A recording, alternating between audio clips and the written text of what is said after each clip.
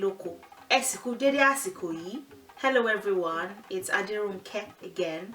I hope your day is going well so far. Today I'd like to, as quickly but as efficiently as possible, talk about Yoruba adjectives in general, and more significantly discuss their placement within sentences and what the possible disadvantage or advantage of placing them. There's a system to placing adjectives within Yoruba statements, so I'm going to see if there are any advantages or disadvantages. This came to me as a download, so I had to quickly get to it as quickly as I could. I already said quickly. So I haven't examined other languages besides English. I've not checked French or Spanish or or Portuguese or any other language that you might know and you might speak. So I'm not familiar with other systems. So I'm going to be, I suppose, doing some comparisons with English today, no other language. I'll just get right to my points. I made some notes here, so I'm going to be referring to my notes if need be. If you notice, for English language speakers, and I suppose if you're watching this video, chances are you speak English to some degree or you understand the language, you would notice that in the English language, adjectives are placed before nouns. So you say a fat person. Before you mention the person, you say that they are fat. Or you say a talented boy. Before you mention the boy, you mention the talented. Or you say a gorgeous lady. Before you mention the lady, you say gorgeous. So that's how you don't say Lady Gorgeous is here, except everybody agrees that their epithet or their nickname is Lady Gorgeous. Or you don't say tree big. Oh, a tree big is here. You know, you say a big tree is here where I'm standing. So typically and normally you put adjectives before nouns. That system is not present there might be exceptions, but that's not the system that we follow. That's not the system that we follow. I doubt that there are any exceptions, and I'll explain why soon. There are no exceptions. I strongly believe that there are no exceptions. We always put adjectives after nouns instead. So if you were to transliterate word for word the English language to the Yoruba language, or the Yoruba language to the English language, whatever, if you want to say a big tree or just big tree, you don't say it that way. You say tree big. You know, igi is tree, nla is big. So you don't say nla igi, big tree. You don't use that arrangement. Instead, you say igi nla, tree big. So it's something to keep in mind for now and for the future. The adjectives typically come after the nouns. The advantage, I mentioned earlier that I was going to touch on the advantage. The advantage of putting the adjective after the noun is that you get less sensationalism, you get less toxicity. Something. This is not to infer that our language, that some parts of the culture are not toxic. In general, language has an impact on a people. I've not done any academic research to assert this, but the existence of certain words or the lack thereof tell you something about the kind of people that are in question, and also it tells you something about what the general culture is and might be, you know, in coming generations. It tells you something. It tells you something even about the people, about how they think, about how they assess their environment, the kind of words that exist. So even the arrangement of words and statements as well. That was what I was trying to infer earlier. So, if you have to say fat before you say woman, it's kind of toxic, because it's like you put this, I don't want to say ephemeral, but less factual. Now they might not agree that they are a woman, but at least that to some degree, they look like a woman, at least at first glance. If they then correct you, then you adjust. But I don't want to get distracted, because I'm going into gender now. I'm going to get way distracted if I do that. So what I'm trying to say is, when you put the adjective before the person, it creates toxicity. Fat woman. Before you even mention the woman, you've mentioned that she's fat. That gives you it creates a terrible society. Not to infer that certain aspects of our own culture are not terrible, but because obviously we have influences. I don't think the language or the sentence arrangement is enough to help keep us in check in terms of our own collective bad behaviors and places where toxicity exists. So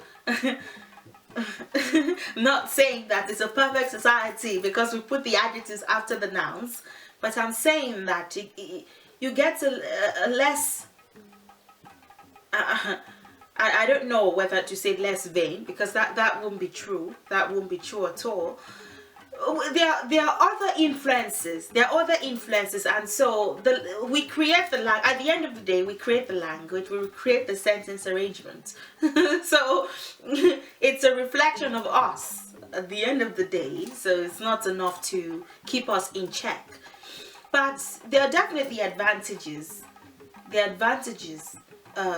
Present. I think if you're watching this and you feel like you have something to add to this aspect of things, it would be interesting to read what your opinions are. But I'll give you some examples. I dare say always. It might seem like there are exceptions to this, and I'll explain why they are not exceptions. If you want to say bad behavior, for example, or even bad character, you see how you put bad before the character, and you put, or intelligent girl. There are advantages too. Some would argue that there are advantages for putting adjectives before nouns, that when you say intelligent man, because you're putting intelligent before man, or if you say, oh, you are an intelligent girl, because you're putting intelligent before girl, you are boosting that positive. You're boosting that positive, and you're placing that first. So I suppose there's a I don't know what I'm picturing. I always get pictures of like the original tarot. I'm getting the Two of Pentacles man in my mind's eye. So you can't say that one system is better than the other. I mean, you can argue for or against. My suggestions or ideas are pretty much opinion based. They are not facts. Some would argue that when you say, oh, you are beautiful, babe, beautiful girl, let's say, you are highlighting the beautiful before mentioning the girl, because you're trying to highlight that, But because our language is a little bit more, I don't want to say practical, but more earthy. I can't explain that any further, but more earthy. We put the nouns before the adjectives. So if you want to say bad behavior, you say ìwà ìbàjẹ́. So that would be, ìbàjẹ́ is like bad or even destructive. destructive behavior. The way that it appears when you transliterate word for word is character destructive / bad, but when you translate it, it becomes bad character or behavior.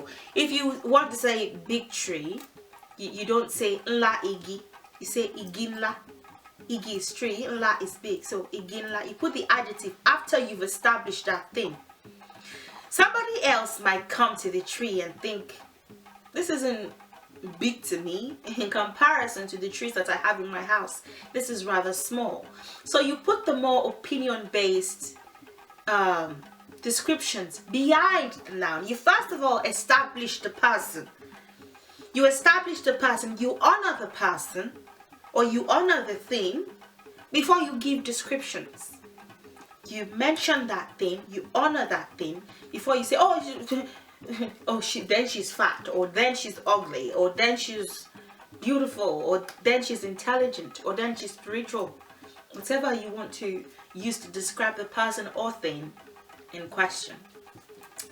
Baba olowo,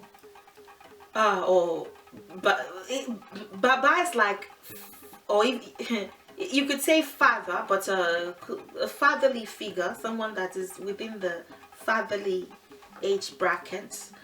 Baba olowo, owo is money. Olowo is rich.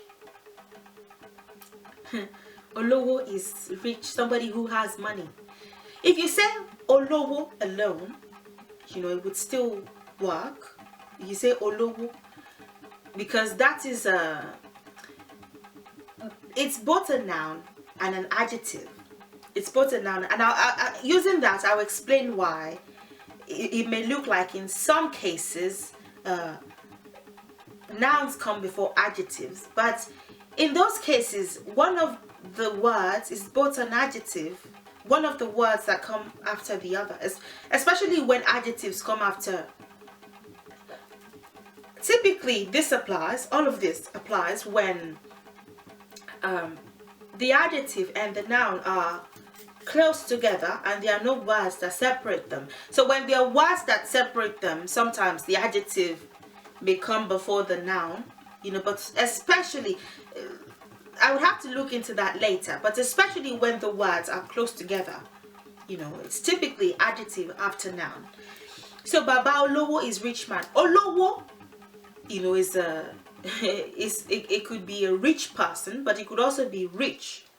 It could be a noun and it could be an adjective. So I'll talk about that later. Abo kekere, small plate or small bowl. Abo is plate or bowl. Kekere is small. So you put the adjective after. Or iya rere, good mother. Iya is mother, rere is good. So you put rere after iya, iya rere. Somebody else might be of the opinion that she's not good, or at the end of the day, these are just opinions, they are not as factual. So you put the less facts behind and you bring what is generally accepted to be the truth, or what is obviously the truth, you put that in so the woman is obviously a mother, that's more factual, that's the noun. So you put that first before you put the descriptions that you have or the opinions that you have about her supposed level of goodness. Put that behind. Someone may say, Yaoshi, useless mother, or Yara Darada, bad mother. So that may be their own opinion, but you put the iya first. The noun comes first. I'll get to this one. The obirin arewa warewa obirin. I'll get to that. That would be an example of words that are both adjectives and nouns. I'll get that later. Get there later. Iwa pele pele, or you could say iwa pele for short. Iwa pele, behavior that is collected, that is not necessarily gentle. Iwa irele would be more gentle, but pele pele is said when if you say pele pele do well, tread softly. It's up to you to tread softly. You should tread softly. So soft treading is like, it's more careful treading even. Controlled behavior is is another way to translate iwa pẹ̀lẹ́ pẹ̀lẹ́ or iwa pẹ̀lẹ́. Conscious behavior. You're conscious of what you do and what you do not do. Aṣọ ìdọ̀tí. Aṣọ is cloth. Ìdọ̀tí is dirty. So you put ìdọ̀tí after aṣọ. I'm just giving you like examples as much as owó rẹpẹtẹ, plenty money. Owó is money. Rẹpẹtẹ is plenty. Owó rẹpẹtẹ, plenty money. You put plenty after money. You put the noun. You establish the fact, and then you put your opinions or descriptions of it behind. Ajá dìgbòlugi, rabbit dog, you know, or wild dog. Actually, it's more rabbit dog. Dìgbòlugi. They're hitting the tree and they've gone crazy. Or rabbit seems to do it, especially in the context of dog. So rabbit dog, you first of all honor the existence of the dog. You honor the existence of the dog. You mention the dog first before you mention whatever description that you have, or whatever might be. Tomorrow they might not be rabbit anymore, you know, or they might not be, you know, whatever the case may be. You put that behind. If you call somebody Ajá dìgbòlugi, that's very insultive, you know. That's that's an insult that you might hear. Aṣọ funfun. Aṣọ funfun ní sunkún aró, ìpele ọ̀rọ̀ ní sunkún èkejì tọ̀tọ̀tọ̀. Aṣọ funfun. Aṣọ first, then white. White cloth. You don't put the white before the cloth, you know. This, I don't know why that came to my memory, but I remember that there was one cloth that was trending on Twitter at some point, and people were saying, oh, I see pink, and I see blue, and I see white, and I see some people were seeing red, and I was like, what's going on? I don't know if that was 2017 or 2018, but that was a really interesting year, you know. So you put the opinions after, what you see after, but you establish that it's a dress first. Àwọ̀ dúdú, black color. You could even say black skin when you're using it in the context of a person. Àwọ̀ dúdú. They say dúdú. Àwọ̀ dúdú, black color. So àwọ̀ is the color, or in certain contexts it could be skin. Dúdú is the color, black. Àga fífẹ̀, wide chair. Fífẹ̀ is the adjective. Àga is chair. So you put the. So there are certain ọmọdé ọlọ́gbọ́n, wise child. Ọmọdé ọlọ́gbọ́n, wise child. Ọlọ́gbọ́n can be both an adjective and a noun. If you just say ọlọ́gbọ́n, that's wise person. But if you say ọmọdé ọlọ́gbọ́n, you know, you're saying wise child. So it could be wise and it could be wise person. It could be both a noun and an adjective. So that's, and I'm going to get there shortly. You know, if you look at certain sentence structures and you think, let's say in the case of arẹwà ọkùnrin or arẹwà obìnrin, some would say obìnrin arẹwà ni ẹ́ o, you know, you are a beautiful woman or lady or girl, whatever, or arẹwà obìnrin ni ẹ́ o. In that case, the word arẹwà, so don't be confused when it feels like, this is an adjective before a noun, not a noun before an adjective. Check that word properly. Most of the time, not all the time, I'm just trying to be as careful as possible here because I don't know everything, but most of the time, you know, for all righteousness' sake, I want to, most of the time it's what's this? Most of the time it's that made me lose my train of thought, so I apologize. Most of the time those words are both adjectives and nouns. So arewa, when you just say the word arewa, ewa, somebody that is ra could be by, could be vera. It could also be to possess in certain contexts, but that is like in a old Yoruba-ish context. You know, you can use it in certain contexts and it would be to possess. So somebody that possesses beauty is what it would be after you translate and you translate. Somebody that possesses beauty. So arewa could be that when it's a noun, beautiful person, regardless of what it, or typically you use it in the context of persons. Arewa, ọkùnrin, you know. So ọkùnrin as well is it can be both a noun and an adjective. Ọkùnrin could be male in the adjectival sense, you know, male in the as an adjective. It could also be male as a noun, ọkùnrin. So in that case, ọkùnrin becomes the, if you say arewa ọkùnrin as opposed to saying ọkùnrin arewa, arewa becomes the noun, the person who is beautiful, and then ọkùnrin becomes the adjective. So male beautiful person. So arewa ọkùnrin ni mí. I'm a handsome or beautiful man, you know. I believe in the English context they like to keep handsome for the man, and it's a gendered language. I'll talk about that later, and the effects. So ọkùnrin would be serving as the adjective in that kind of statement, and arewa would be the noun. Or if you like, you can say ọkùnrin arewa ń bọ̀. Ọkùnrin, the man, that arewa would then become the adjective, you know. The man that is handsome or the man that is beautiful is coming. Ń bọ̀ is coming. One thing to always be conscious of is words that are typically nouns may also serve as adjectives, so be conscious of that.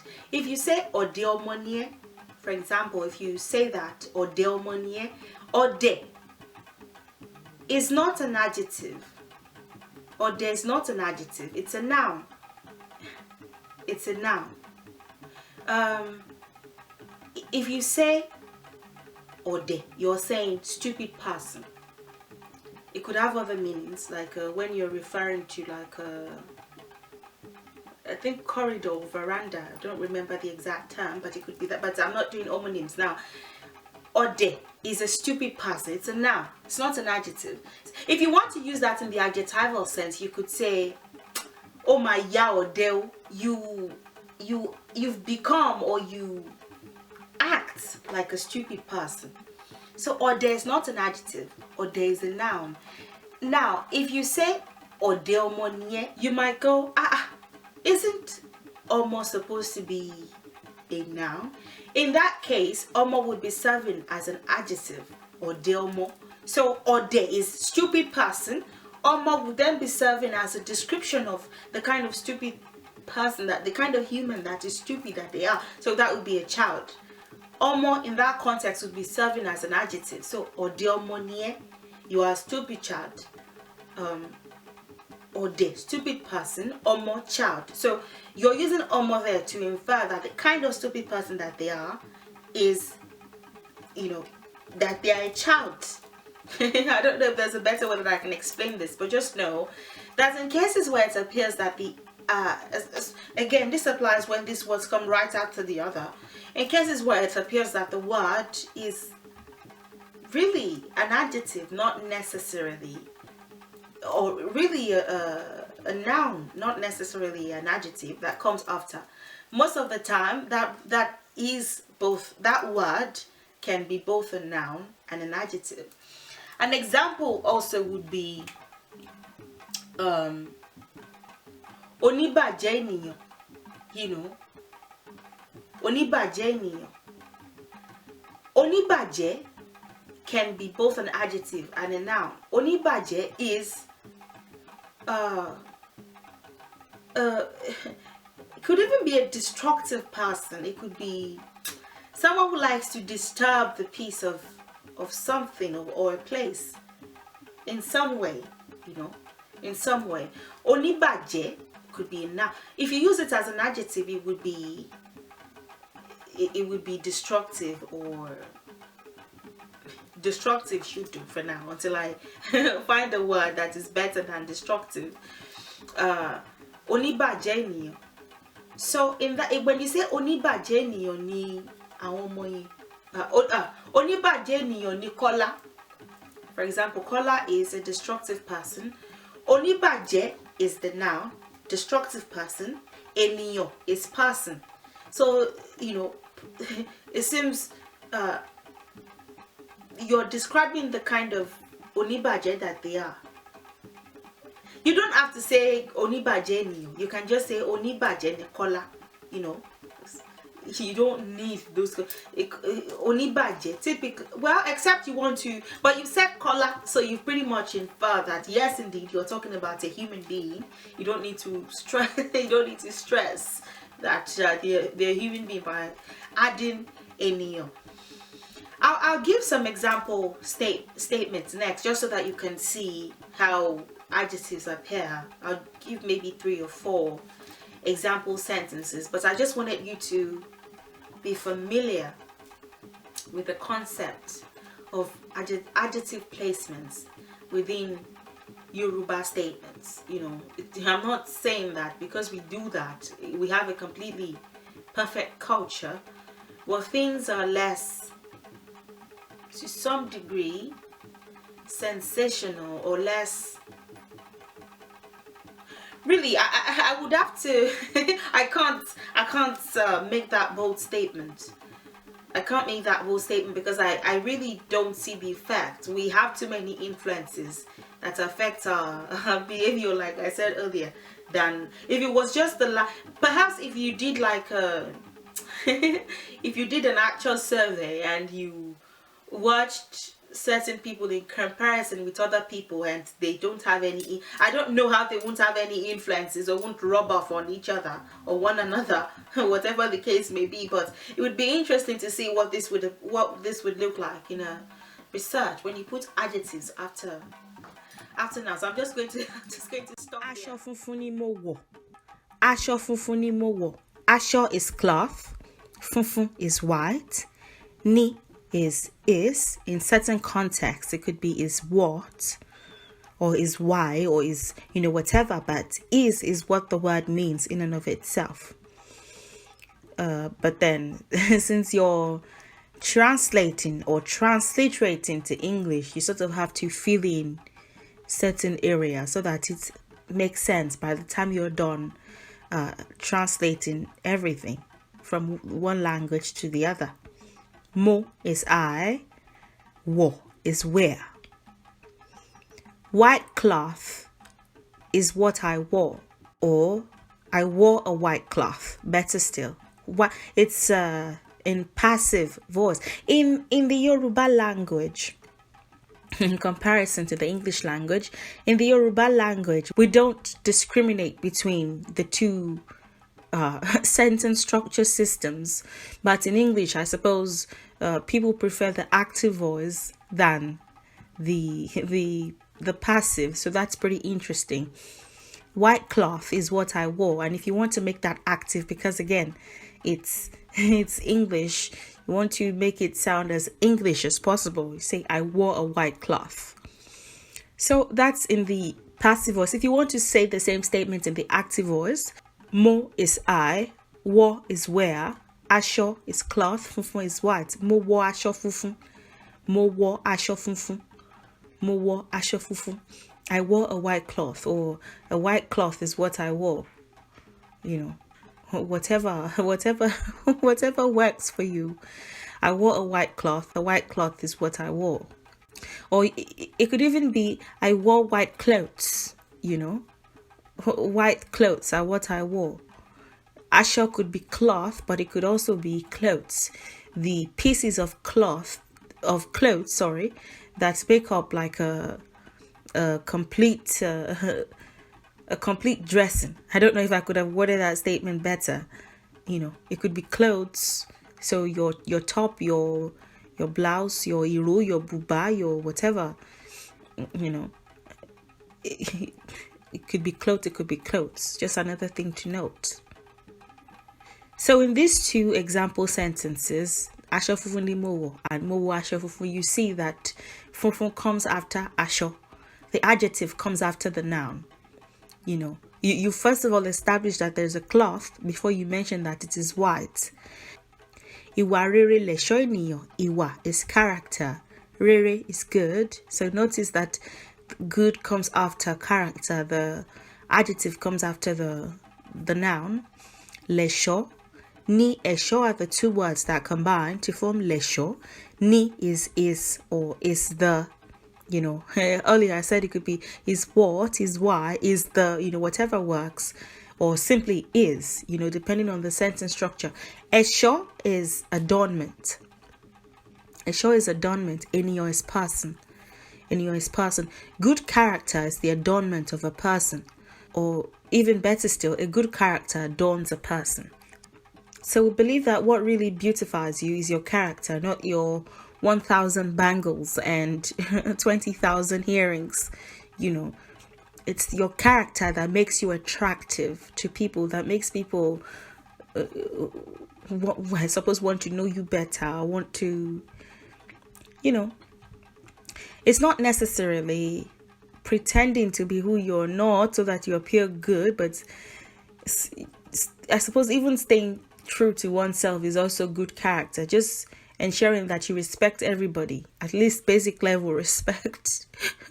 Anyway, next I'm going to address two examples that would make you question your knowledge of adjectives, like which is the adjective and which is the noun. You have to remember that the Yoruba language is a completely different language. The grammatical rules and expectations are completely different.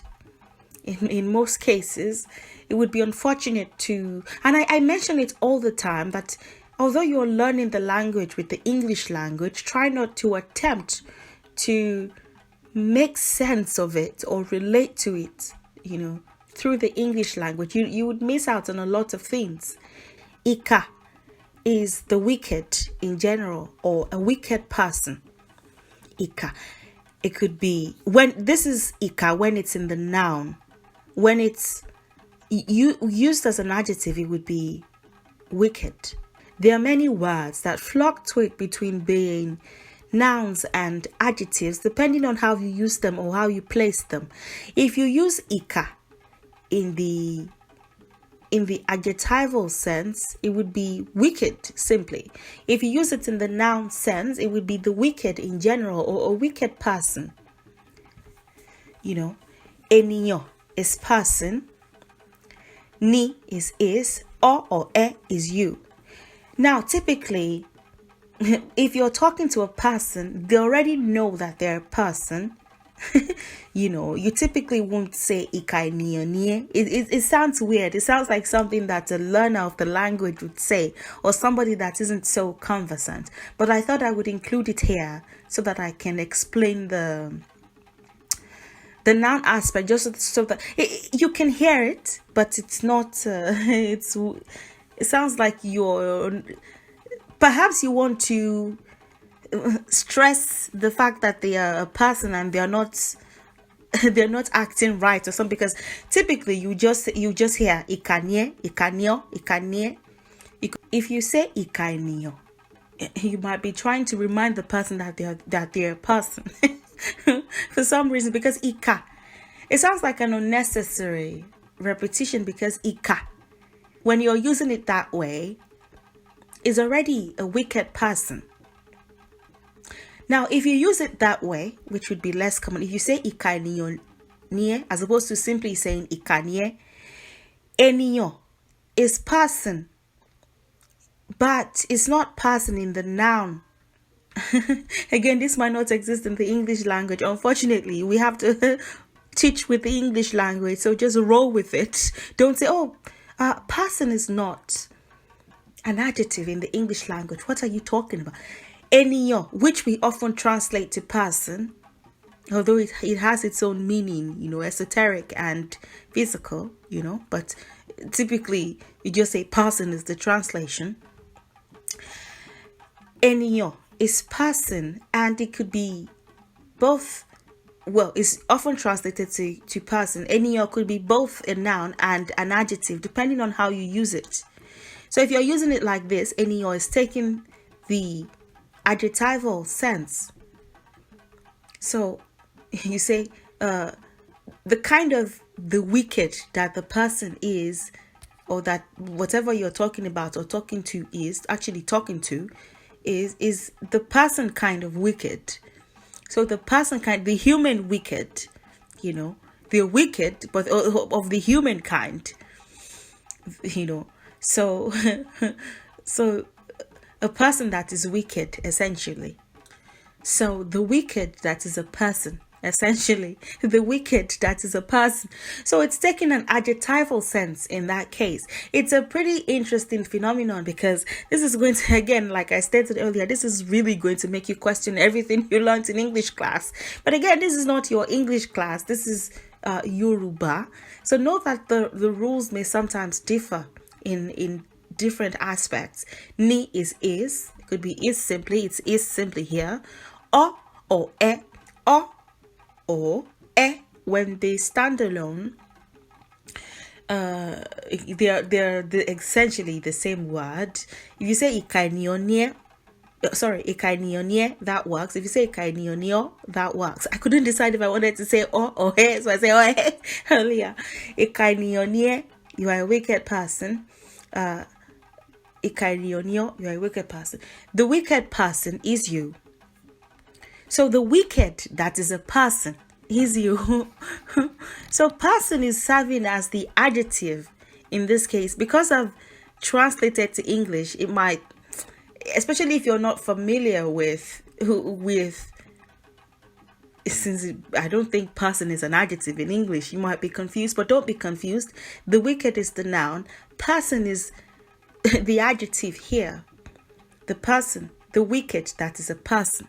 So, but typically you wouldn't say that. You just say if you simply want to say you're wicked, you say ikanie. You don't have to put person. Since you're directing the speech to somebody, they know that they're a person, if you know what I mean. Aṣàomonie. Typically, people wouldn't say aṣàomo. They would say aṣanie, Asha already means a saucy person, an impudent person. Omo is child, ni is, e is you, or o. Aṣàomonie, whatever you choose to work with. The saucy child is you, or you are a saucy child, if you then translate and try to make it as English as possible, Asha nie would suffice. You don't have to say aṣàomonie. If you do say aṣàomo, however, just to note that the person you're talking to is a child. They may not necessarily be yours, but they're a saucy child. Then you could, aṣàomo would work, if you want to, because at that point the fact that you're throwing in child, says, oh, you're too young to be doing this kind of thing. Also, even if you say asha agbalagba, or it's a weird way to say it, asha, it would be more a yasha or abi asha ni kind of thing than trying to structure it that way, but anyway, we'll get to sentence structures later.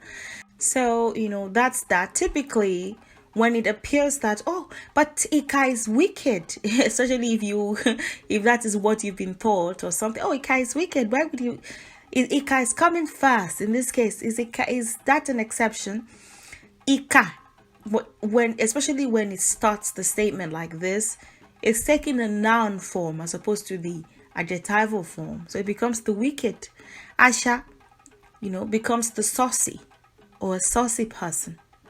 and then omo becomes the adjective that describes the kind of saucy person that they are. So they're a saucy person of the child kind. So Aṣàpèjúwèé.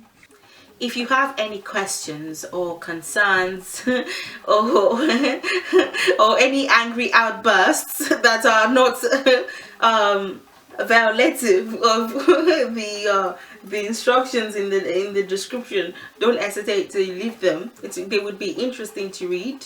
I'd like to know what your opinions are about this, and thank you so much for your support.